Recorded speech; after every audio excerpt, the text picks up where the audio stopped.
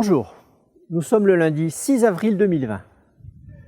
Avec une semaine de recul qui permet de constater une stabilité sur le plan épidémique, on peut penser que le confinement a porté ses fruits.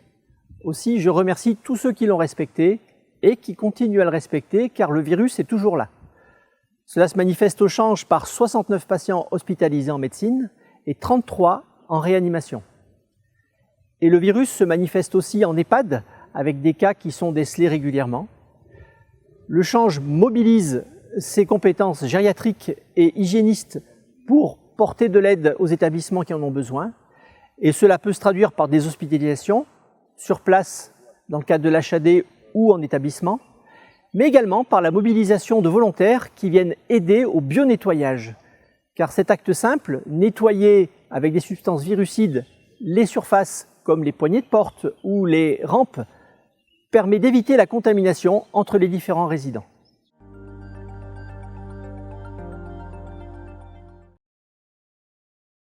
Alors actuellement, un patient qui est hospitalisé au change pour une infection confirmée à Covid-19 reçoit trois types de traitements. Un traitement qui a pour but d'améliorer les symptômes du patient, qui est systématique, et puis deux autres traitements de type antibiotique et antiviral que je vous explique ensuite.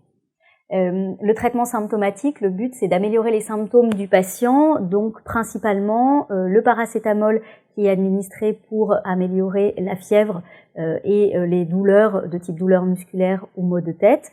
Le traitement également des nausées, des vomissements ou des diarrhées qui peuvent être associés fréquemment au Covid-19 peuvent être administrés.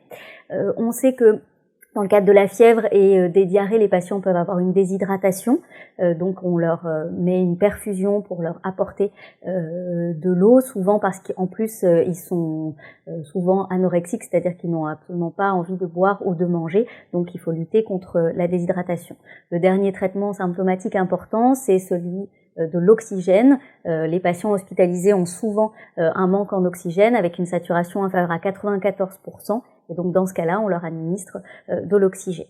Le deuxième volet de traitement, c'est le traitement antibiotique. Donc ça, c'est quand les patients, on a des arguments à la fois à l'examen clinique, sur la prise de sang ou sur la radiographie ou le scanner pulmonaire pour une infection bactérienne associée.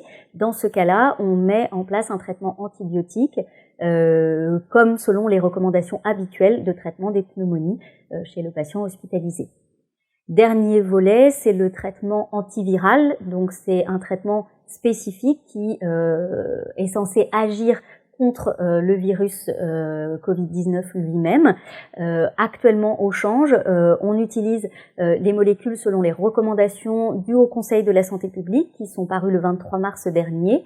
Donc selon des critères chez des patients qui ont un niveau d'oxygène supérieur à 3 litres, on leur prescrit soit du Kaletra, qui est une molécule antivirale inhibiteur de protéase qui est prescrite habituellement dans l'infection VIH. Et en cas de contre-indication au Kaletra, en deuxième intention, on prescrit de l'hydroxychloroquine, donc le Plaquenil.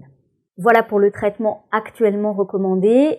En cours de discussion, il y a l'utilisation éventuelle d'un traitement pour agir sur l'inflammation au moment de J7, J10 après le début des symptômes, parce qu'on sait qu'à ce moment-là, le virus n'est plus actif, mais la défaillance respiratoire qui est présentée par le patient est liée à une inflammation excessive et que il y a des pistes de recherche pour traiter cette inflammation excessive et notamment l'utilisation de la cortisone à forte dose par voie intraveineuse. Actuellement, on propose ce traitement au cas par cas après une discussion collégiale, mais probablement que dans les semaines à venir, ce traitement prendra sa place avec des recommandations nationales.